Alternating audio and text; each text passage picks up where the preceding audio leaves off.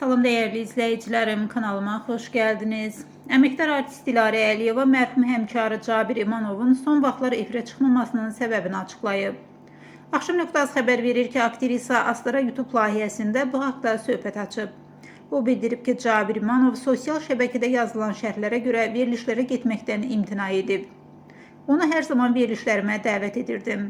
Son vaxtlarda Cabiri verilişə dəvət etdim, amma dedi ki, istəmirəm. Bu dönemdə efirə heç çıxmaq istəmirəm. Elə bir məqamdır ki, gəlirsən, zarafatlar edirsən, deyib gülürsən. Anlayan, anlamayan olur. Götürüb paylaşırlar. Sonra bunun altından yazanlar olur. Özümü onlara yem etmək istəmirəm. Adam o qədər haqlıdır ki, necə münasibət bildirir, şərh yazırlar. Buna görə ona haqq qazandırırdım.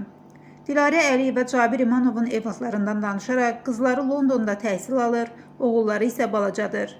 Cabir çox yaxşı ata idi sözlərini əlavə edib. Qeyd edək ki, Cabir İmanov 2 dəfə ailəli olub, onun birinci nikahdan 2 qız, ikinci evlilikdən 2 oğul evladı var.